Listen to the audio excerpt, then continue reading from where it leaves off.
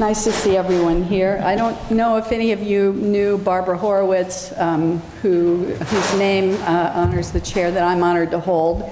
But I know she passed away last year, and was very sorry to hear that. She was a great supporter of the education program at Barnard. So it's my pleasure to introduce the panel today. We have a wonderful panel of educators, starting with, to my immediate left, Gussie Kappner, who is the former president of Bank Street College, much beloved by that institution, and a stalwart advocate for children in the public education system in New York City. And it's a real delight to have Gussie here today. Megan Hurley, who graduated from the education program at Barnard, is an English teacher currently. She, in 01, is her graduation date, is an English teacher at KIPP-Delta Collegiate in Arkansas. To her left is Joanna Yip, who graduated from Barnard in 04. She's a New York City high school teacher.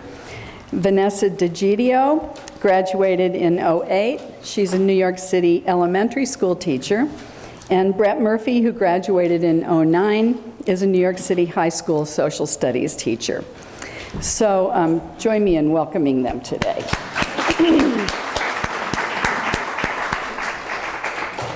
So education is a lot in the news these days, with No Child Left Behind and now Race to the Top. And there's a lot of information and misinformation in the news.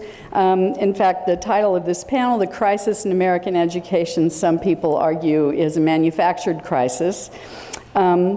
So we wanted to start out by setting the context. We have 4 classroom teachers who are going to talk about their experiences as teachers in the current context of teaching, but we thought it'd be good to give a framework that would connect the classroom to the current policy debates that are floating around in the media and elsewhere.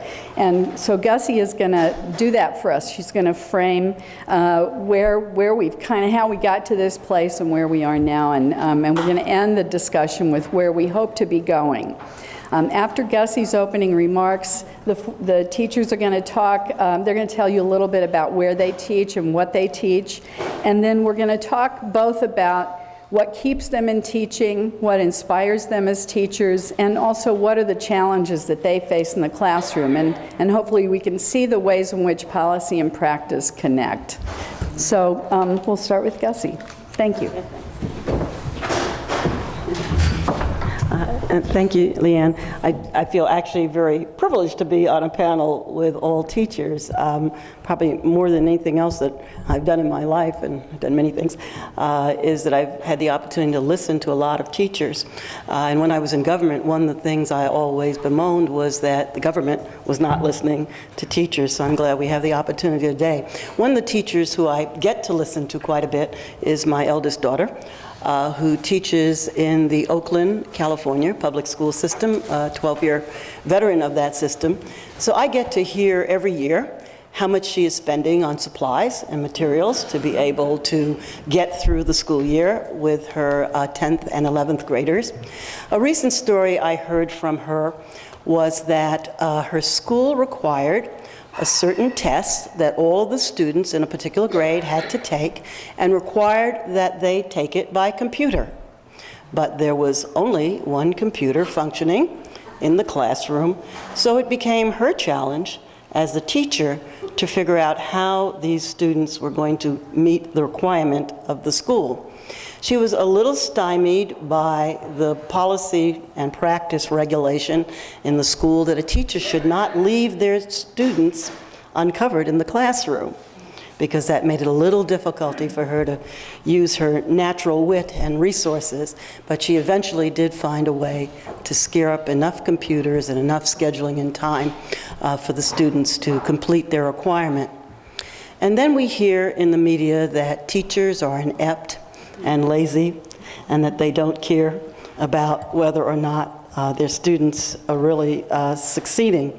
It seems like when we're not blaming the kids, we're blaming the teachers. Most of the media coverage today, as Leanne has intimated, of public education is extremely negative. The public schools are portrayed as being all broken. Teachers and teacher unions are often blamed for the failure of the public schools and the failure of the students in the schools.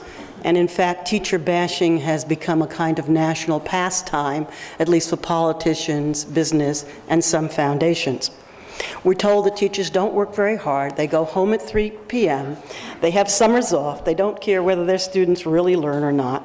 And we're told that if they were any good, they would be able to, in the classroom, close the achievement gap between rich and poor kids, between Black and Latino kids and white kids. Teachers are being seen and portrayed as the problem, as opposed to a proactive part of the solution. The recent film, Waiting for Superman, portrayed charter schools as the silver bullet to fix all of the things that are perceived to be wrong with public education, despite the fact that only 1 out of 5 charter schools outperforms traditional schools and 2 out of 5 underperforms traditional schools. It also, as many media have done recently, portrays the teachers' unions as the biggest obstacle to the success of the education system. In the last year or two, Time magazine featured a cover which had the DC schools chancellor on it with a broom sweeping, presumably to sweep out those inept and lazy teachers who were stopping the system from working for the kids. And even Oprah, our national conscience, has given a lot of airtime to some of the reformers who come down as teacher bashers, as you will, without a word included from teachers, parents, or students from those systems. Rarely do we hear about the other kinds of polls. A Gallup poll, for example, that says that although yes, there is plenty of unfavorable opinion about teachers' unions, most people in the general American public still have high regard for teachers, do not favor privatization, and would, in fact, invest in helping to strengthen the teaching profession. But despite the efforts of both unions and universities, teaching has not emerged as a profession with the status of, name one, architecture, medicine, law. The teaching force is getting younger and younger. Back in 1987, the modal years of experience for a teacher in the United States was 15 years. By 2007, it was 1 year.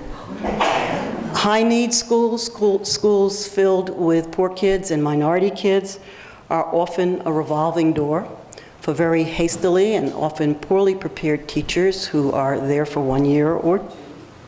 And students in those schools have a less than 50% chance of getting a teacher in math or science who is actually prepared and licensed in one of those fields. In school district after school district, and I guess what I'm doing now is painting where we are. In school district after school district, we see businessmen and lawyers being elevated to the educational leadership roles instead of educators, in some cases with some disastrous results, including right here in our own city recently. Our two most recent federal reform initiatives, the ones that Leanne mentioned, the No Child Left Behind Act in the Bush administration and the Race to the Top in the Obama administration, have really stressed and supported some very similar things. The increase in standardized testing at more grade levels, sanctions against low-performing schools, the creation of more charter schools, more alternative fast-track programs, shorter programs for teachers to get them into schools, and the evaluation of teachers linked to the test scores of their students, and more recently, the debate which we are having all over the country about actually linking teacher salaries to the test scores of their students, usually on standardized tests, not always, but usually. Since I'm often always criticizing the No Child Left Behind Act, I want to say that there's one piece of it that was superb, that should be kept, that no matter what else happens, must be kept, and Leanne knows what I'm going to say. No Child Left Behind Act required that schools and school systems and states disaggregate data by race and ethnicity and types of students in the school. So now we can see, sometimes we thought we had very good schools that were serving all children well. Now we can actually see how different kinds of kids are being served in the same school or in the same district, and it certainly is not always the same way. Despite the fact that a huge industry has grown up around the kind of high-stakes testing and lockstep curricula and teacher-proofing attempts that we seem to be on the road to, the United States still is very, very low, ranks very low in the international comparisons of how our students do. We rank 29th out of 40 in science, right between Latvia and Lithuania. We rank 35th out of 40 in math, right between Azerbaijan and Croatia. The country that ranks number 1 in the world in science is Finland, and Finland ranks number 2 in the world in math. I just want to take a moment to point out that teachers are 100% unionized in Finland, so it can't be just the teachers' unions that are making all of these problems that we perceive in our education system. I think it was Gail Collins who described the continuous efforts at school reform as something that comes back like locusts every few years, and that's kind of a good image. We go over the same ground many times. We eliminate social promotion, and then we eliminate social promotion again. We make schools bigger, and then we make schools smaller. We go round and round with this. I always have the image of a merry-go-round on which the children and the teachers are going round and round and trying to complete a cycle. And the brass ring for the kids is the opportunity to go to college and the opportunity to have good jobs and be productive citizens. But teachers and kids are really flying off that merry-go-round very, very fast. And they're flying off that merry-go-round in part because the policies that we put in place and continually put in place tend to force them off in some centrifugal force. There are many wonderful public schools. We probably hear about some of them today. I went to a wonderful public school. I'm sure that many of you in this room did, and many children do today. But the bottom line is that the inequalities in public education are so great that we cannot routinely count on poor children, minority children, children who are not English language speakers, or children with disabilities routinely getting an effective education that will prepare them for today, much less for tomorrow in the world.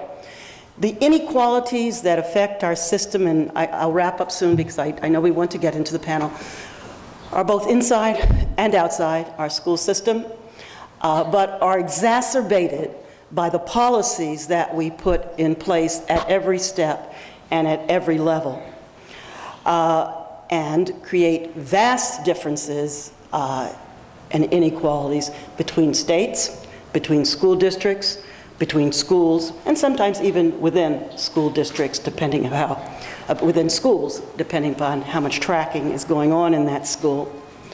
There is no equitable access across race and class to highly qualified teachers. There is no equitable access to high-quality curriculum. There is no equitable access to what some of us would consider the basic equipment and material of learning, science labs, books, materials, libraries. Every school, it used to be common to quote what teachers were paid in Scarsdale versus what they were paid in New York City. But that would be just one community in which you could see how vastly different the approach to getting a good education is, and how many more years of experience and preparation those teachers had to have versus the ones if you were looking at poor schools and communities. What exacerbates these inequalities are so many things.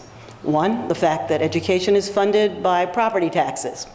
That's number one. Number two, that many places have had taxpayer revolts. I was speaking earlier today from someone, we were mentioning California. It's the state that's most known for having decided that paying taxes is not a good thing, and which has left many, many minority children, poor children, all kinds of children, high and dry in terms of their schooling. It's exacerbated by how the federal government funds states in education, giving more money to states that are really better off, as opposed to states where poverty is the highest. It is exacerbated by the fact that the federal government backed off of the enforcement of the 1960s desegregation efforts and has stood by while our schools have resegregated and are now as segregated as they were back in, at least back in the 70s.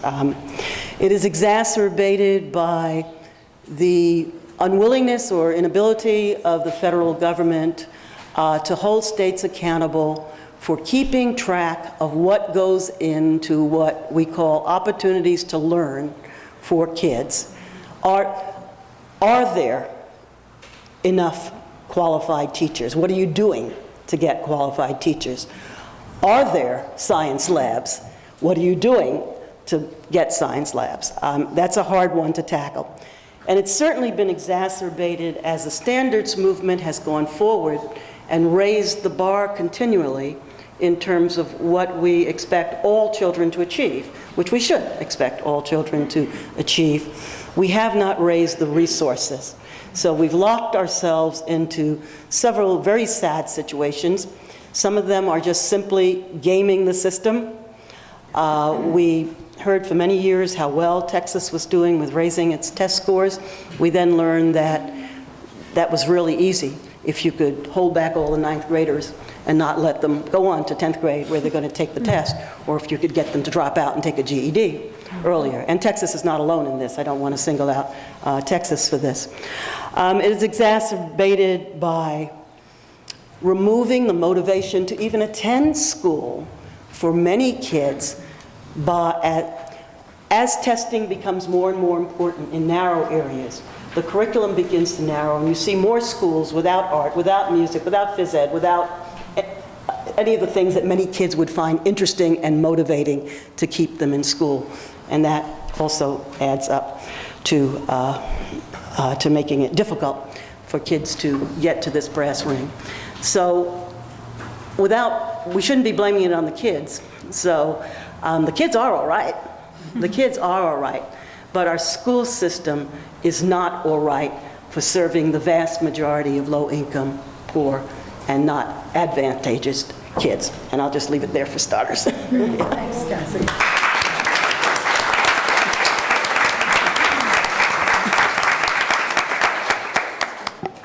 So with that context, I'm going to turn it over to our panelists to talk first a little bit, maybe just introduce yourself and say a little bit about the school where you teach, and then what keeps you in teaching. I think this was probably, none of these things were unfamiliar to classroom teachers. But so how does it look from the classroom perspective? But first introduce yourselves. Say a little bit about your teaching. My name is Megan Hurley, and I teach in Helena, Arkansas, which is right on the Mississippi in eastern Arkansas. And I teach at a charter school there. It's part of the KIPP Foundation. It's called KIPP-Delta Collegiate. And I teach 11th and 12th grade English, AP Language, and AP Literature there. And you said what keeps us in teaching? Mm-hmm. I love children, and I love my context, or my content area. English has meant a lot to me in my life, and I want to help it mean a lot to other people. To me, that question means, though not why am I in a school, but why am I a teacher instead of an administrator, which I think I'm 32, and a lot of people my age have long left the classroom. This will be my 10th year of teaching coming up, and which is long past my first, which is apparently the norm now. And to me, it just seems so important that educated, intelligent, committed people stay in the classroom where they have direct contact with children every day. I think that policy is very important, and running schools well is very important, but if anybody with any get up and go and sort of interest leaves the classroom to become a bigger lever in education, I don't know where that leaves children or schools. So I'm staying in the classroom because I feel like that's where I can be the most use, I guess. Thank you, Megan. My name is Joanna Yip, and I started teaching at a school that I helped to start. It's called the School for Democracy and Leadership, and it was a new small school, and I had started teaching there right after I graduated from Barnard. And I was there for a few years, and then I started teaching at the International High School at Prospect Heights, which is where I am now. And it is another small school, a part of a national network of high schools that are solely created to serve English language learners, students who have only been in the United States for fewer than 4 years and have very limited English proficiency. I served as a college counselor, and I also teach 11th, 12th grade English there as well. And I'm also currently a doctoral student in the Urban Education Policy program at the CUNY Graduate Center. And as part of my work there, I work part-time at a teacher education program at Brooklyn College. And so I guess I was thinking about, the questions of what keeps me teaching. And I remember when I was a student in the Barnard education program at the time, the 42% of teachers in New York City left teaching within 3 years. And so I had sort of made like a little bit of a vow to myself that I would try to make it to 5, because the research was showing that if teachers got to 5, they were much more likely to stay. But I wasn't sure if I would be able to fulfill that promise, given the fact that I knew that I only wanted to teach in schools that served the most struggling students in the city. But there are a few things that I think helped me get to, stay to where I am now. It's been 7 years. The first is, of course, my students. They need, they have few advocates in the world that actually listen to what they have to say and involve them in the decision-making process that affects their lives. And school is one of those places. So, they keep me getting up and moving around and exhausting my energy every day. The second is the schools that I've been working in. I've been very lucky to work in schools where the administration and the teachers are very, very committed to social justice. And both of these schools work really hard to provide a rigorous education to our students. And whenever I tell people about some of the cool things that I'm doing with students or that students are doing in my school, I'm often asked if my school is a charter school. And it has become increasingly important for me to answer that question with a resounding no. And to speak to the fact that district schools still serve 95% of the public school students right now in the city, although that's changing, and that charter schools are not necessarily the schools that are most innovative. So the second reason why I stay in teaching is that I believe schools make a difference and that it can really change the educational trajectories of students. The next is my colleagues. They come into my classroom, they're relentless at critiquing my practice, and I learn how to teach through my colleagues. I don't learn how to teach from consultants that come into my room or the superintendent. It is the people that I work with every day and text message me when I'm having a migraine attack, that I get my support from.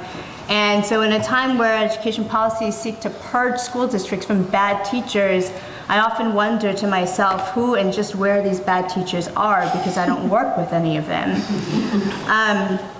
And the next thing is just, while I don't necessarily support a lot of the new educational reforms that have been taking place since I started teaching, I have been energized by the debate.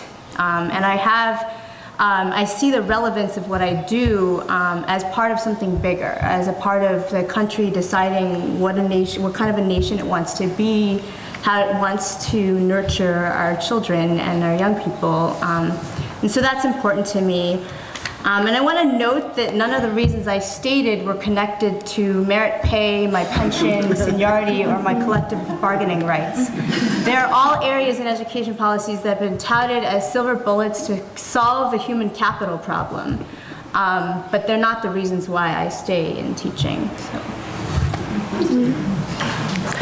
Hi, I'm Vanessa Digitio. I'm my 3rd year of teaching at the school at Columbia University. I have not strayed very far from the Morningside Heights area. when I graduated from Barnard, that was the summer that public schools froze because of the excess of teachers. And I graduated being ready to teach in a public school, and I began to consider alternatives when the freeze occurred. One of my friends told me about the New York Association of Independent Schools. They were having a diversity hiring fair, and I went, and now I currently teach in an independent school, which is very different from where I thought that I would be. But what attracted me to the school where I currently teach is that it is an independent school that has a public lottery. So half of my students are admitted through an affiliation with the university in some way, and the other half, they are admitted through a blind public lottery. And so it makes my school one of the most diverse schools racially, ethnically, socioeconomically in the city. And I guess what keeps me teaching, there's so many things, but as an undergraduate, I worked with Professor Bell on the storytelling project, and I became very involved in social justice work and just seeing myself as an agent of change. And really what keeps me teaching is being able to, on a daily basis, impact the students that I work with, the families that I work with. And it excites me that within the independent school realm, there are teachers who are committed to social justice and who are working to try to foster equity. I've begun to give workshops for families on how to talk to their children about diversity issues, equity issues. I do a lot of work around race and racism specifically, and it's allowed me to grow so much having support in my school to do these types of things. The great thing about working in an independent school is that I don't have as much pressure about testing, which is huge now. I have family members, my father, my best friends, they are public school teachers, and the amount of pressure that they are under to get their students to achieve and have these scores and have these numbers, it is a struggle because it impacts their daily teaching. And so I feel privileged to have a lot of freedom to teach the way that I teach and to not have kind of the limiting pressure of standardized exams. So. Thank you. Hi, my name is Brett Murphy. This is my 4th year of teaching, and I'm at my 3rd school. So, and my few experiences in different schools, I've had a taste of all of the different ed reforms within just a few just 4 short years. So my first school, I taught 7th and 8th grade ELA, which is English Language Arts and Social Studies in the Northwest Bronx. And at that school, for the months of October through the end of January, I was forced to drop all of my curriculum, including social studies, and do test prep. Those students also had their art and dance classes taken away, so that in those classes, they could also do test prep. So for 5 out of 8 periods a day, that's all they were doing for 3.5 months. So I left that school. And I went on to my second school. I taught in Harlem for a couple of years. The first year I taught 7th and 8th grade social studies, and the second year I taught 11th grade social studies. And at that school, the administration of the school changed grades and changed credits that teachers had given so that they could look better on the city school report cards. And we also had a teacher who was investigated for fraud of her Regents scores because she wanted to make sure her scores for both her evaluation and for the schools looked better. And then I left that school at the end of last year, and then that principal was removed earlier on in this school year. And now I'm at my 3rd school, which is one I actually like. I teach now at Sunset Park High School, which was a school that very much against the mold of what's going on in the city right now. It was a school that was created after 38 years of community organizing by Sunset Park. And they finally got their own location and their own school. And it's very much against this whole strain of we're teaching to the test.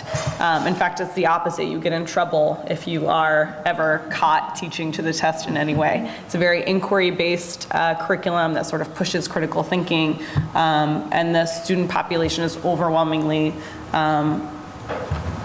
lower middle class at best, but a very sort of poor neighborhood with a lot of kids who want to do better but haven't had that kind of access to the education.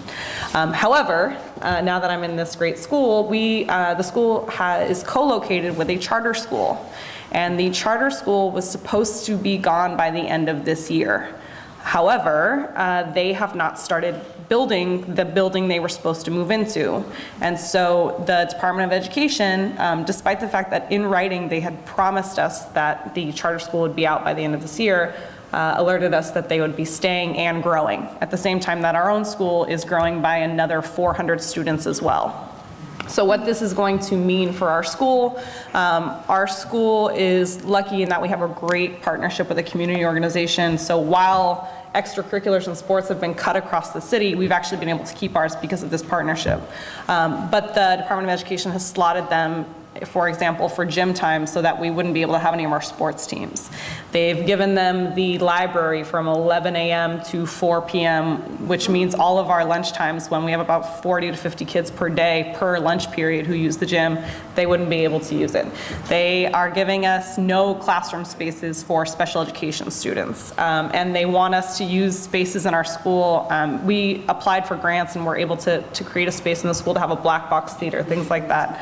They want us to use a black box theater, which has theater seats and black walls for a classroom. So, and we were supposed to have a hearing a few weeks ago, and 24 hours before the hearing, the DOE canceled and has not rescheduled anything since.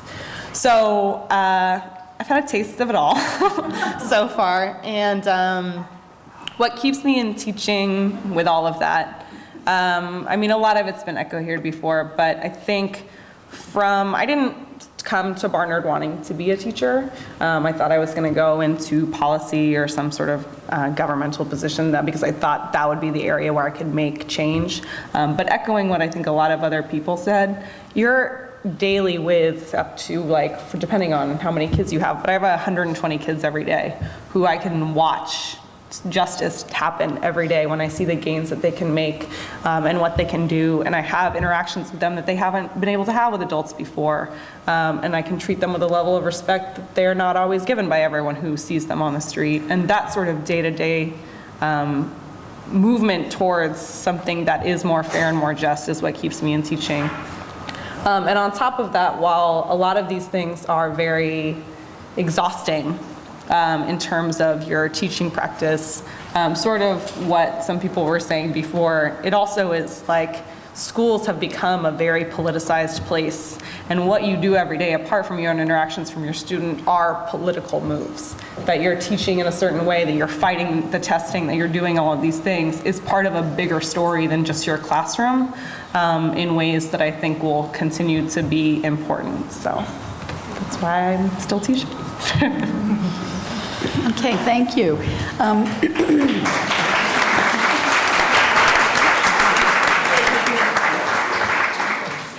So, I mean, you've talked, Megan, you've talked about what keeps you in teaching, and some of you have talked about what the barriers are that you face. Megan, you didn't get a chance to address that, so maybe you want to. And Joanna, maybe you didn't talk about barriers either. I think that on a day-to-day basis, my biggest barrier, which you've also heard about from others up here, is the pressure is high-stakes testing. I teach, as I said, towards the end of the time that kids are in secondary school, and I teach upper-level courses that are supposed to be echoing college courses. And my husband teaches 8th grade in the same district that I teach in, and I think our collective experience has taught us that at each grade, when you conclude with a high stakes test, which every grade in my school does, so I'm not sure if kindergarten does, but certainly 1st through 12th, there's some high stakes tests that they take every year. And because those are so highly valued, each teacher is teaching right to that test at the end of the year. And so the promise that KIPP makes, which is a promise that I know that public schools make implicitly all the time, is a to and through college promise. And so I think that the biggest, the most difficult thing is that to and through college often conflict with each other. Like, to college means that you pass these high stakes tests, and through college means that you can think critically. And if your tests are not aligned to critical thinking, which the tests that the state of Arkansas, in my opinion, they're not aligned to critical thinking, kids aren't asked to think critically until 11th grade. And they've spent hours, as I think Brett was saying, in her school, where even history and science have been taken away from them in elementary school and middle school because they aren't tested subjects most years. And so all of their class time is converted to math and English test prep. And so they have no experience with critical thinking. And so even that jump from 10th to 11th grade is a terribly difficult leap for them. And certainly the leap that, like, I watched them in my 12th grade class where there is no high stakes test unless you're taking AP Lit. And they're about to go for the first time, like, far away from home to college. Their families have never been to college. No one has been to college. And 18% of adult Arkansas has a 4-year degree. And just the kind of critical thinking and reading and writing that a child needs to be able to do to make it through those 4 years is something they're not at all prepared for. And how to do that in the classroom and keep your school and your personal classroom above the high stakes testing water is so hard. And I think the context that I teach in is also really difficult. I have a 10-and-a-half-month-old son. If my husband and I continue to teach where we teach, which is 200 miles from, we drive an hour and a half to grocery shop. And if I stay there, my son, other kids that I may have, will face the same educational opportunities that any other child in the Arkansas Delta does, which there's no good opportunity for them at all. And so that challenge, that personal challenge, like, am I willing to ask of my children that they sacrifice? You know, I can't think of anything that I value more than education. And, like, is that something that I ask them to do or not? Thanks, Meg. I wanted to talk a little bit about something that I call the acceleration challenge, which is connected to the students that I work with. My students are immigrant adolescents, which means that they came to the United States in early or middle adolescence, 13, 14 years old. So maybe I could give you guys a few anecdotes to help you guys understand what this means. So imagine if you never learned how to use a pencil until you were 12. Or if you and your family were political exiles escaping your home country as asylees, and the only way for you to get out of the country was to be smuggled in a suitcase. Or imagine if most of your primary education took place in a one-room schoolhouse with 70 other students, and sometimes the teachers didn't show up to work for weeks at a time. Or imagine if your family had to withdraw you from school for a while because you couldn't pay the school fees that month. Imagining that all of these things happened to you during your most formative years as an adolescent. And now imagine that you've been moved to the United States, the planet's most advanced economy, and you do not know a word of English. Your teachers tell you that you only have 4 years in high school to make up for all of those years of poor education in your home country. And the reality is that second language acquisition research tells us that you actually need about 7 to 8 years to really become comfortable in academic language and be able to deal with a rigorous high school curricula in a second language. But your teachers know that, but they have to try to graduate you in 4. So they tell you that you'll have to try to perform on exams and graduate and go to college just like your English-speaking counterparts, but in the same amount of time. So that's what I call the acceleration challenge. The intersection of the timing of my students' migration during their critical years of development creates a perfect storm of challenges that our schools that serve immigrant adolescents have to face. And so the education in the United States has to strategically focus on compensating for a childhood of poor and oftentimes interrupted education, which is almost always an effect of their poverty and their social class. And most of the migrants who come into the United States are coming from emerging economies or developing countries. So immigrant adolescents need to essentially double the work, put in double the work, double the time, double the effort to meet high school graduation requirements in the same amount of time as their native English-speaking counterparts. And oftentimes their academic performance declines after a few years because they simply cannot accelerate their learning quickly enough to meet those demands. And so schools that serve these students need to be extraordinary in their pedagogy and practice in order to meet, the demands of the accountability policies. And as you guys have sort of heard today, the environments that they're learning in don't necessarily provide the resources and the context for them to do that. And so, I think that's the biggest challenge that I face each day, and try to how to push in 12 years of education into 4 is pretty hard. It just strikes me that listening to all of the teachers and the challenges that they face, that the country outside of the classroom is sort of in widespread denial about what resources are being given to our schools or our school districts or states even to be able to try to achieve this. Is it Joanna? Mm-hmm. In a school like the one that Joanna teaches in, obviously it's going to make no sense to do exactly the same thing that you are being asked to do in another school, and to do it with even fewer resources. In the school that Megan talked about and the problems that it will cause for her as years go along, this issue of the disconnect between raising test scores, let's even assume that works for some kids. Let's even assume that we are graduating some kids from high school having passed all these standardized tests. But the dilemma that Megan has pointed out, that no one has been taught to think. No one has been taught to analyze. That may have been fine when we as a society may have accepted that that's what schools were supposed to do, put us on the assembly line and put teachers on the assembly line. But how is that going to work?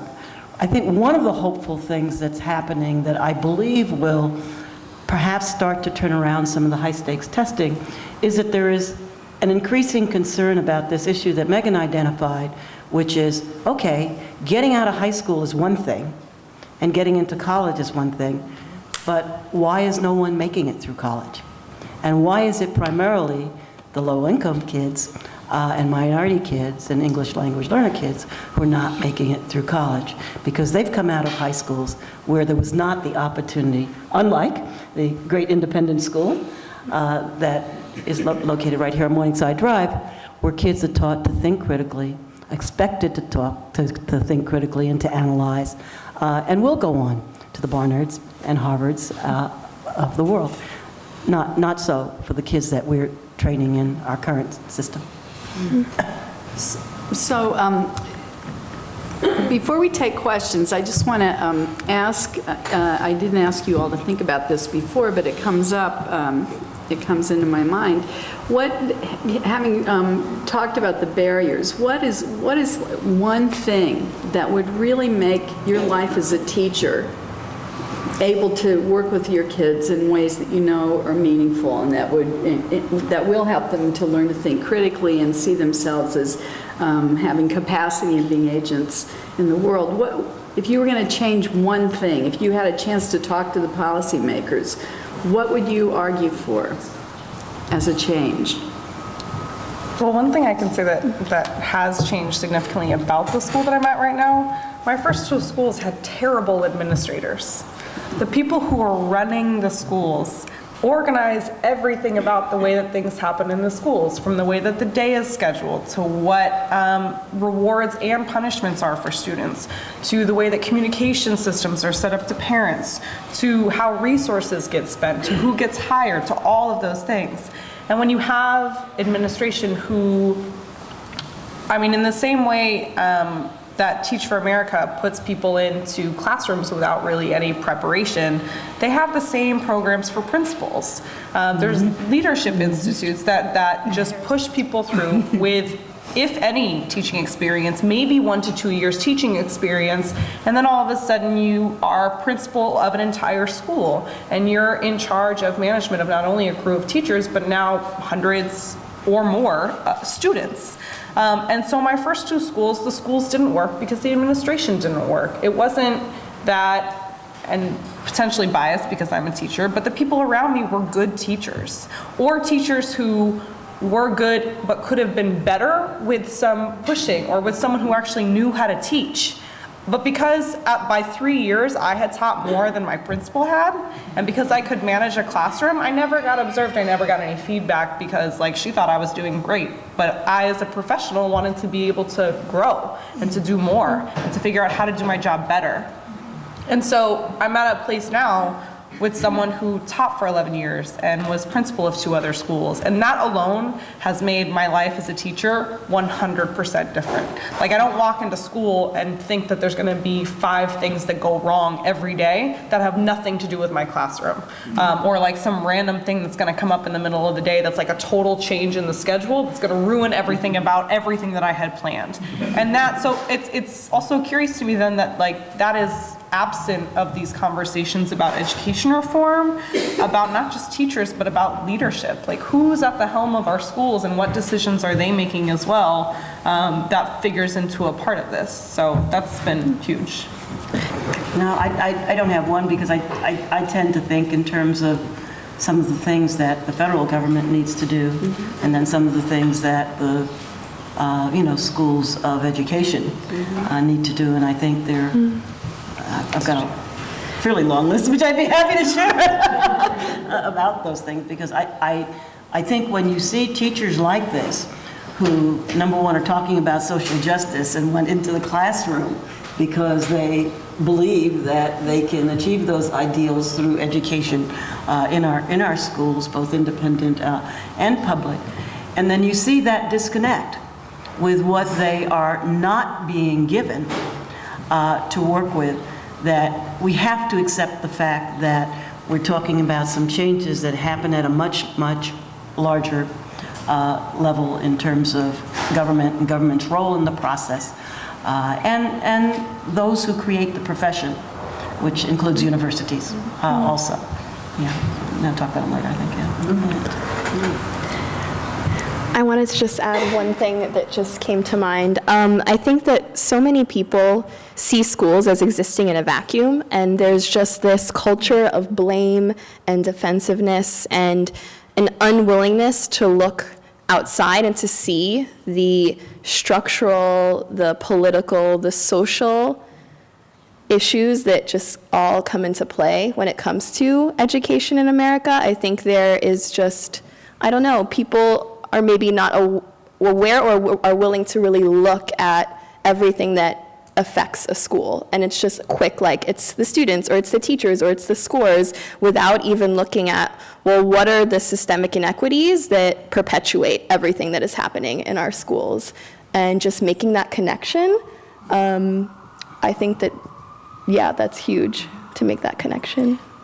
I certainly agree with you, and I think that not making that connection has served well the agenda of some who don't truly support public education and who are particularly eager to undo teachers' unions as the last remaining, public service, public sector unions, because not looking at all of the outside the school societal influences that our schools are embedded in makes it a lot easier to blame the teachers for what's going wrong, and to say, if only we could get rid of these teachers or tie their salary to this or do that or the other thing, the problems around the achievement gap would be solved, the problems around achievement would be solved. So I guess I'm a little more conspiratorial in my thinking about why that is happening. Oh, definitely. And I think it's a very, very important issue for us going forward,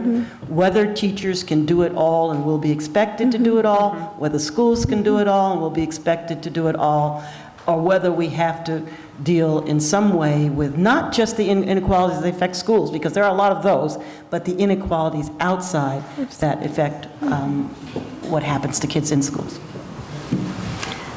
Should we open it up for Q&A? Got a lot of hands. I see hands being raised, and so maybe we'll go to, I'm just moderating, but I do have to say 2 things. Well, I was thinking about the question that I posed to the panel and how I would respond. And I guess one policy issue that I would love to see is a focus on opportunity to learn and the responsibility of the federal government and states and of society as a whole to provide what is necessary for kids, for all kids, to have the opportunity to learn. I think talking about the achievement gap has kind of led us away from looking at the opportunity gap, and the opportunity gap is our responsibility as a society, and is something that can be addressed through policy. So that's one thing. And the second thing I would say is that the commitment we used to have, the social will we had as a society to integration, needs to be reclaimed. And my work in Mississippi, working with the first class that integrated a high school in the Delta, has really reinforced for me how important that goal is as a social project. And Vanessa's kind of alluded to that too in her remarks. So those are two things that I would point to in terms of improvement. So let's open to questions. You had your hand up a long time ago. Go ahead. Well, I'm the person from I'm from California, and I think that says a lot in terms of this debate. If you've been following the paper, our public education system is being decimated, and I'm very concerned, and I'm very taken with the thrust of your remarks about linking the school system, the educational system, to the broader policy issues, which in my mind is the role of the state, meaning the federal government, and the role of the market. And I think the issues have to be raised at that level about defending the public sector. It's not just education, it's health and human services. And so I want to put into the mix, considering the implications of being a global economy. And what that means is that I'm not really sure that we're that interested in educating a workforce when we can bring people and from abroad. Silicon Valley is staffed by I don't know what the name is, but and when we're investing in research and development centers across the world, I'm not sure, I'm not sure we want an educated. I mean, the people that fund and shape policy in a certain way, that has to be raised.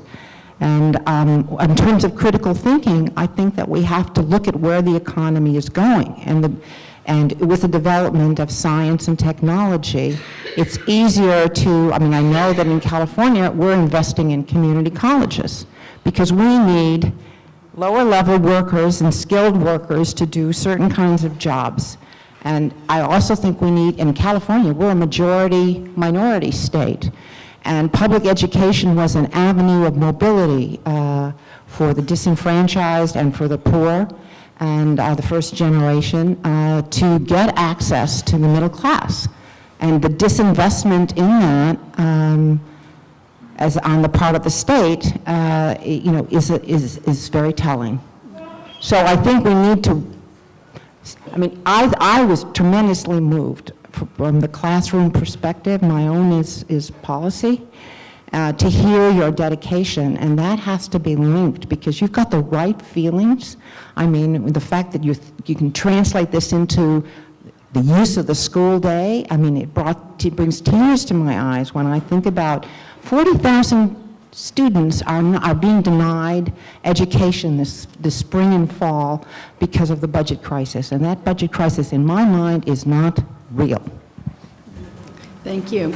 Well, while you're going to the next hand, this over here, for those of you who are interested in the public sector and what you were saying about supporting the public sector, we're starting a new series at Barnard that I think is going to be very exciting, called For the Public Good. And we're going to be having panels and speakers for the next 3 years addressing the public good in various domains in terms of education, the economy, healthcare, public policy, and other areas. And this is an interdisciplinary project that a group of faculty from several departments are organizing. Our opening panel will be this fall on October 13th, and you'll be getting information about it, but I hope you'll come to hear it. I think it's going to be a very exciting series. Go ahead. That sounds great, because what I wanted to know from you is what you would advise us to do to be politically active and have an actual impact, specifically around the testing issue. I'm currently a parent of elementary school, New York City public school kids, and it just feels like a brick wall, like it is really impossible to penetrate the influence of testing, the pressure to test. My kindergarten kids were told, or first grade in the beginning of this year, were told by the teacher, this is how we're going to start to learn to read in order to pass the 4th grade test. And there was no protest by the parents. I mean, because there's a whole lot of the public that's also being brainwashed to think that this is okay. And it's really hard to stand up for a curriculum that emphasizes critical thinking, even on the elementary school level. And it's very hard to tolerate the inequity of the charter schools getting longer days, which at least gives them a decent lunch period or 2 recesses. Everything is so crammed and so focused on these structured tests. It's very demoralizing. So I'd like to know, how to best use my voice and my energies, because I do know a lot of parents who do want to get involved, and we are all involved in, all sorts of activities in the school, but something that would really have impact. What could we do?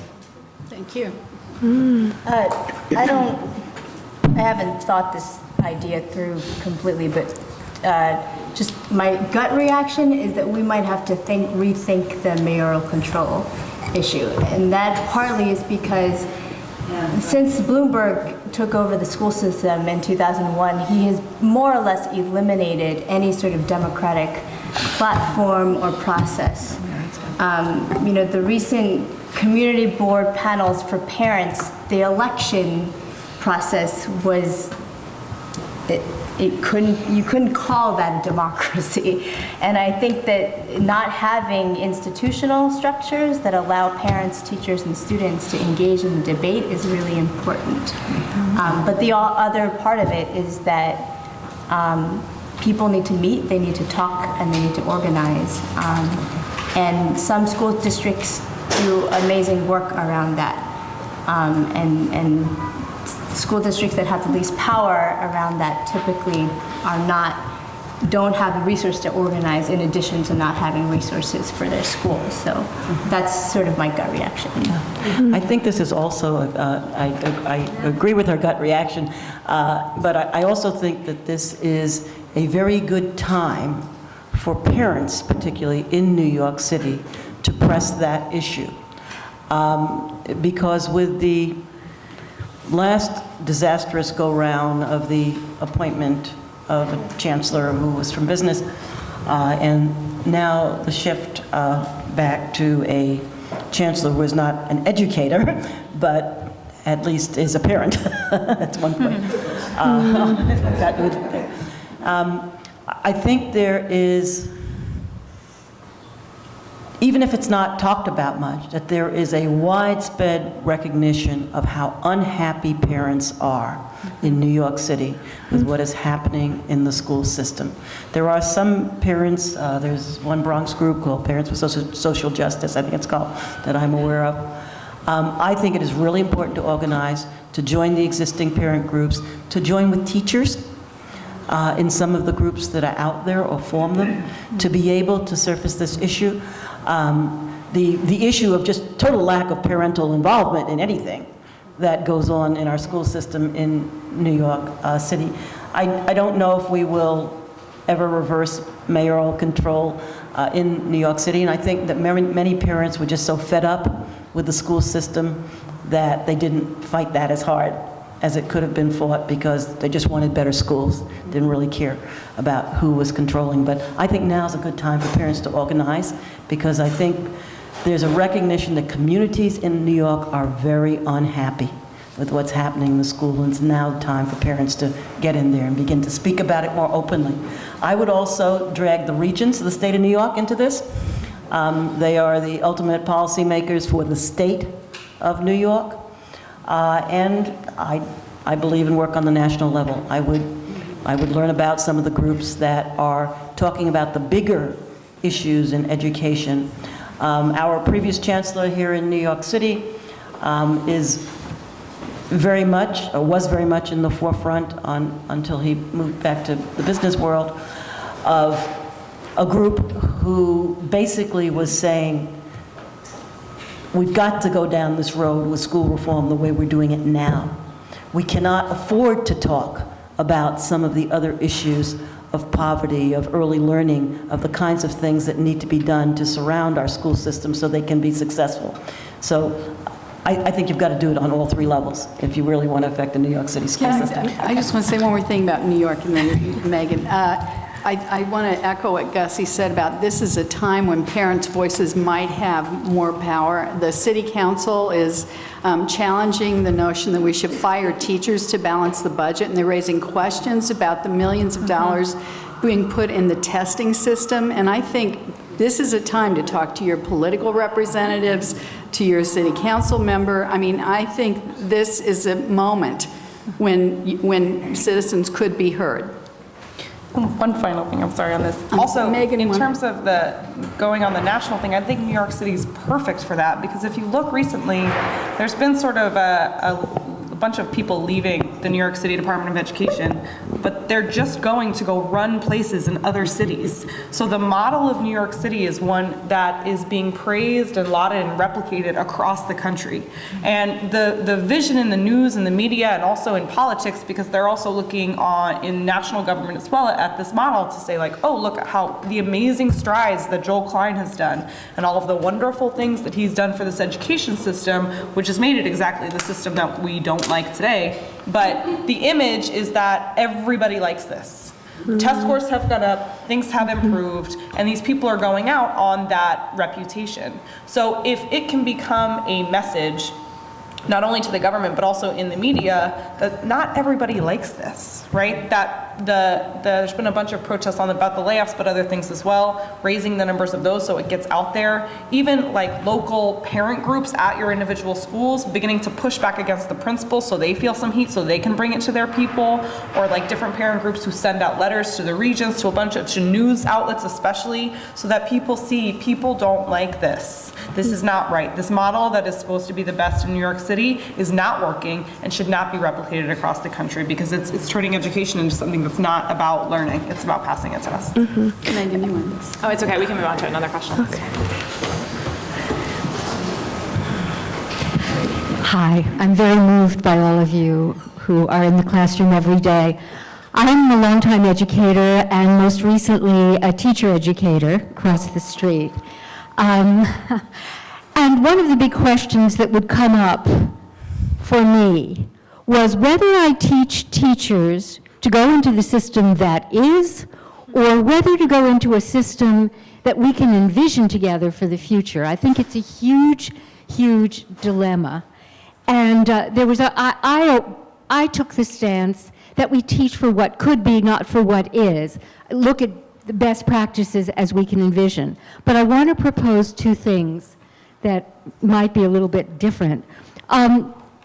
One is our use of the media. I work in media, and I know the power of media. The representation of schools, and a couple of documentary films, wonderful as they are, and if you saw the other one, Race to Nowhere, which was about the kids who got into every best school, and now were cutting themselves, having anorexia, and pressured on the other end. So it was like, on one end we're talking the social justice piece, and the other end is those kids who are privileged. So I guess I would like to propose that we use media to really talk to the public about what we mean by education. I've tried for years. I don't quite know where the leverage point is, but I think we need public lectures and a more media coverage of these issues.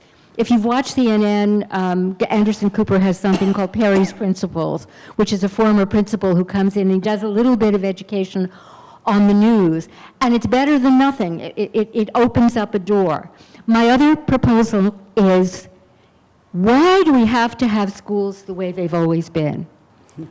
Even the most innovative schools are still thinking in certain kinds of rigidified models of the old way of schooling. We have media now. We have online. We have access to, if the resources were applied, to new ways of teaching and learning. And I guess I would wish that we could blow up some of the ways we've thought about schools all along and reinvent really a 21st century kind of learning. And our students, I think, would thrive in that, still with good teachers needed, still with good leadership needed, but something different. It just feels like same old, same old, same old, same old. I actually, I think that we are. I forget which of my panelists up here said that one of the things that's really compelling about being in education right now is the dialogue. Wherever it is that you're teaching, whether you can't help but be caught up in the questioning of the system as it's been. And we certainly don't have the solution to that yet. This is a long and really complex conversation, I think partly because people look to schools to solve everything. That when we ask what's wrong with schools, that we're asking like what's wrong with modern society? And that's a really tough question. And how can we solve modern society? And that's a hard question. But I think that it is a really fun time to be doing what we're doing and trying to, I think we are blowing it up, and I think we are asking questions. I think that's happening. I think part of the issue is we may not be able to get the message out when we have media conglomerates controlling the message. So. First of all, I admire your courage in working in the classroom. I'm a learning specialist in private practice now, not only to privileged kids. And you make me think that high stakes testing is working against students developing their interests, their passions, their internal standards, which are so important for personal development, as opposed to external standards such as grades. And I wonder if this could be an argument to limit high-stakes testing, part of an argument. I think unquestionably it is. I think that everybody up here has a problem with the kind of high-stakes testing that we're seeing. I do want to say that I think that it is nice to have some data on what's happening in schools. So I think that getting rid of all tests would be like, and all sort of widespread tests would be a problem. I think it's very, very important to make sure that we have good tests that include critical thinking, and I don't have the answers for those, and I certainly don't think they should happen every year, but I think that a good test is a powerful tool. I think, for example, that advanced placement tests are, they do require something very real of kids. If you can do well on those tests, you probably know something. They're very hard to fake. And if we could offer that sort of testing occasionally to children, I think that would give us some information about what we're doing, but I think that I totally agree with you. I also think this is one of the areas where foundations could be of help, because I certainly agree with Megan that good testing is important, and it's important not just for kids, but it's also important in this day and age for being able to assess teachers. And we're doing right now to teachers exactly what we've done to kids, is we've created simplified tests, which we're now going to, simplified measures, if you will, which we're now going to apply to them in evaluation. So I would like to see some of our foundations, instead of putting forward some of the ideas of school reform that they have put forward, to really invest in development of good assessment measures, both for kids and for teachers. I totally agree, and I think it's so easy to run like a Scantron through, and there you like a simple score. There you go. There's the assessment. There's the measurement. But I think we need to kind of rethink assessment and figure out ways to measure like what we're doing. So okay, if we're teaching our kids to think critically, we need to think, how can we measure that and how can we document that? And the amazing things that are going on in certain schools, like how can we use those places as models and to try to have alternative measures of what students are learning. Because it's so easy with numbers to try to get measurements and things like that, but we really need to think, okay, how can we look in the long term and to see really how students are benefiting from critical thinking, hands-on learning, experiential learning. I teach second grade, and so there's a push now to really look at how kids learn through play, because it's true, in the younger grades, there's this urgency to be more academic and to get rid of experiential learning, play, and things like that. And recently in the New York Times, I feel like there was an article about that, about play and the state of play in, K1 and 2. And I think we need to get more research and to really put that out there, because for every one article in the New York Times that kind of questions this push to make early childhood more and more rigorous and to get rid of play, like, we need to kind of counter that, because it's drowned out by all of the tests and the numbers and things like that. Go ahead, Brett. Part of what you were picking up on too is the way that these are spoken about. Because clearly from all of our testimony, the way that we see tests is that they are stifling opportunity and experiences for students. But the way that they're spoken about by the people who are making these decisions is that we have to be able to ensure that every child is learning. And that's why these tests are here. That really they're saying that these tests are here because we want to make sure that every student has these opportunities.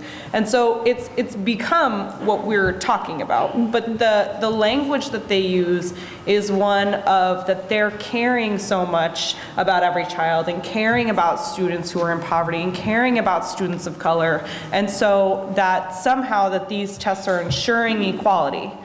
But the lived experience of it is the exact opposite. But so part of that, and this has been picked up on a few of the comments, is the way that we talk about education and the way that stories get taken by different people and then what is actually heard by people needs to be changed. Because they've co-opted a lot of this language about equality for everybody, because schools are supposed to solve everything, that this is the way we'll make sure that all of those problems are solved. But so getting out what this is actually doing to students, and the very students they're saying this is going to help, I think is critical to making that kind of connection actually happen.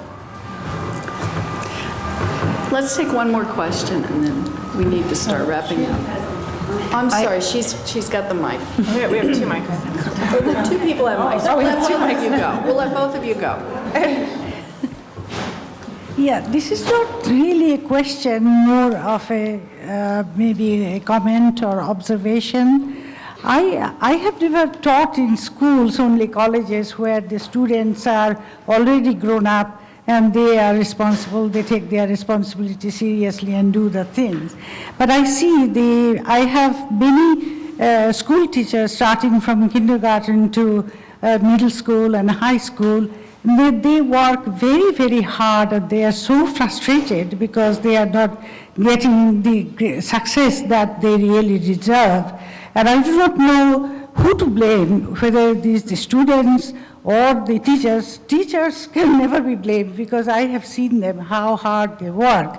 But I have observed one thing, that do you think that parents should have much more contribution than they have? It should be a parallel force working with the teachers to, when these children are growing up, that is the time to mold them, and that is the time you can only mold them. After they are really grown up, you cannot do very much with them.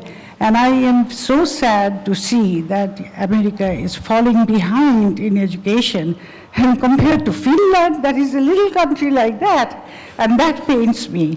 And my question to you, that have you ever given a serious thought that the parents should be your parallel force to be successful and to have really rational, grown-up children, and they will just go beyond anybody, and they can be so successful because they have so much of opportunity.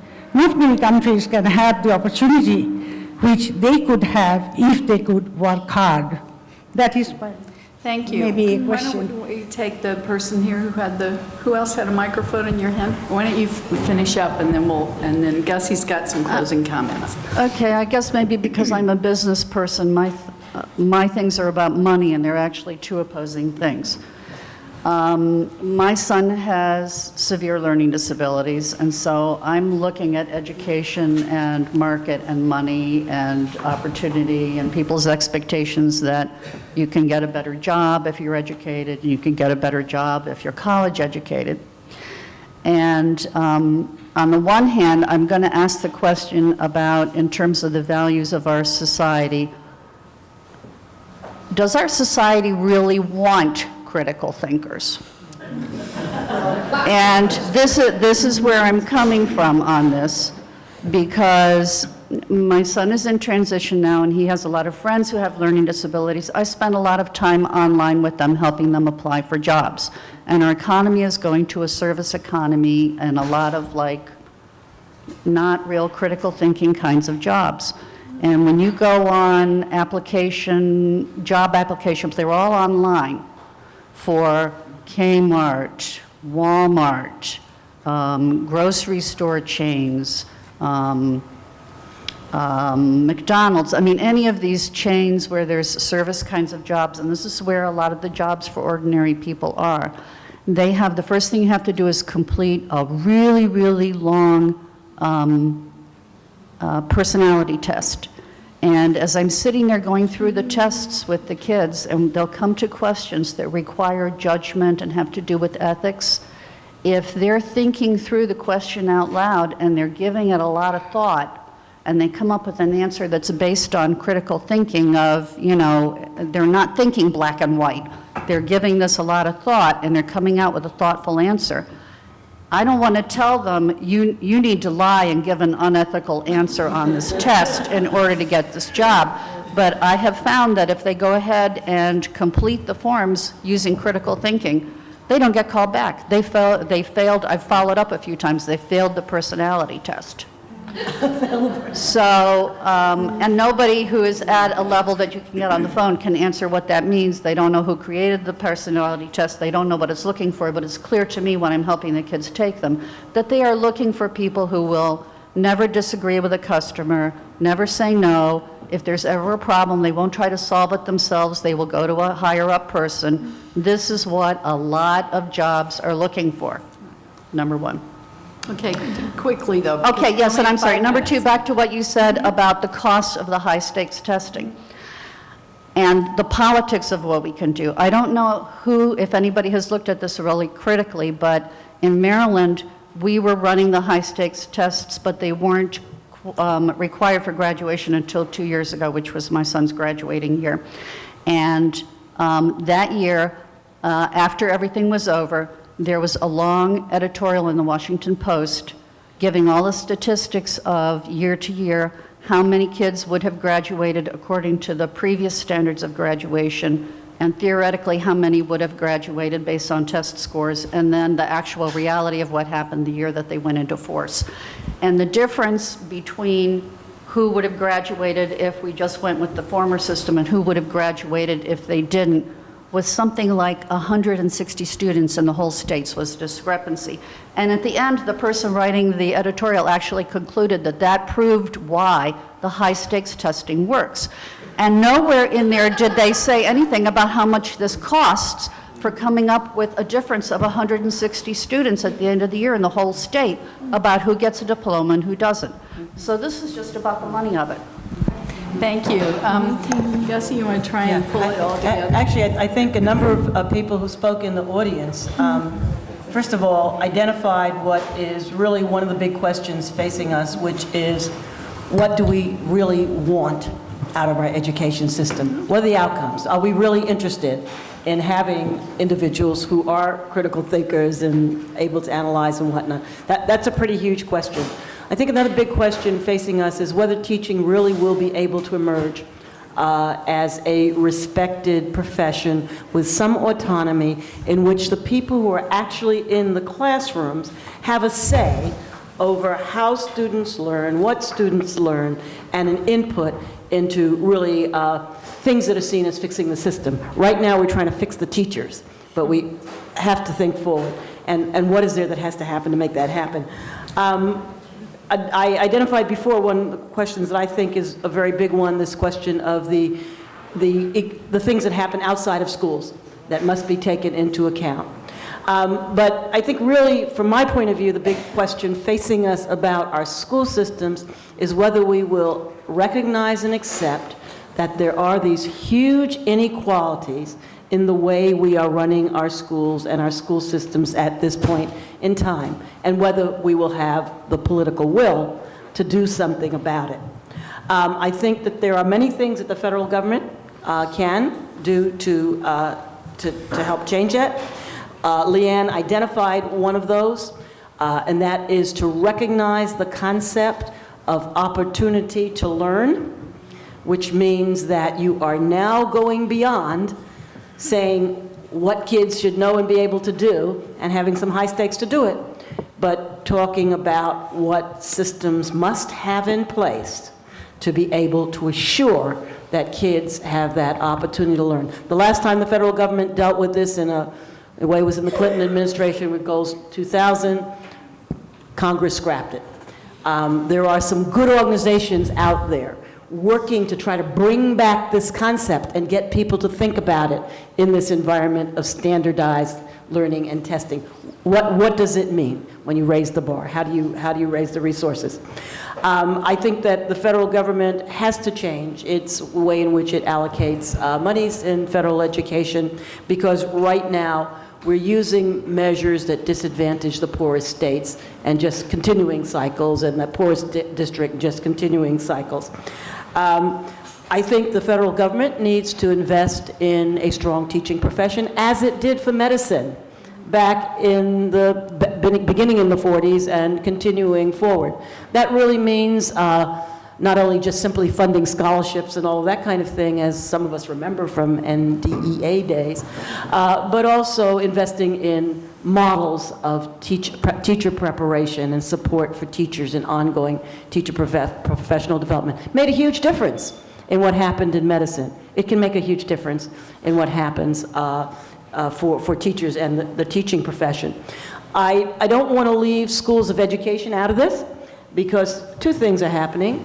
One is that either schools of education are getting locked in a battle with the alternative certification agencies that are producing teachers faster, quicker, and less prepared. And who don't stay. And who don't stay, and who leave very quickly, and we're subjecting our low-income schools to this rotation of folks, of teachers who leave very quickly. But schools of ed really need to begin to look at and document, as I think one of our speakers here said, how they prepare teachers and whether those teachers can function well with all kinds of kids, low-income kids, English-speaking kids, and begin to take seriously the need to prepare people to do that. Schools like Barnard are obviously turning out some great and committed teachers. I hope they continue to do that, to send them on to places like Teachers College and Bank Street and CUNY so that they can be in the classroom. States need to find ways to keep people like Megan in the classroom. Megan will have a decision to make. So far, she's stayed. But at some point, probably to rise up in the system, she'd probably have to become an administrator. That will lose an excellent teacher, probably. And she won't want to do that.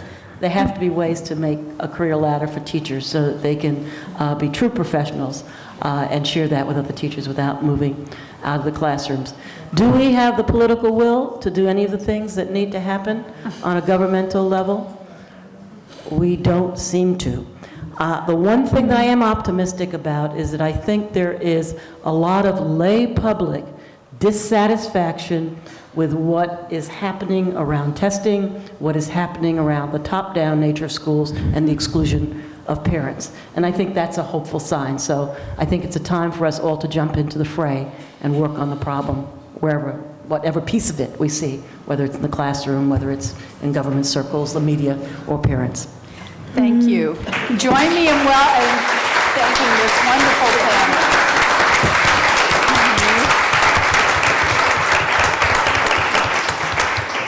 Thank you for coming.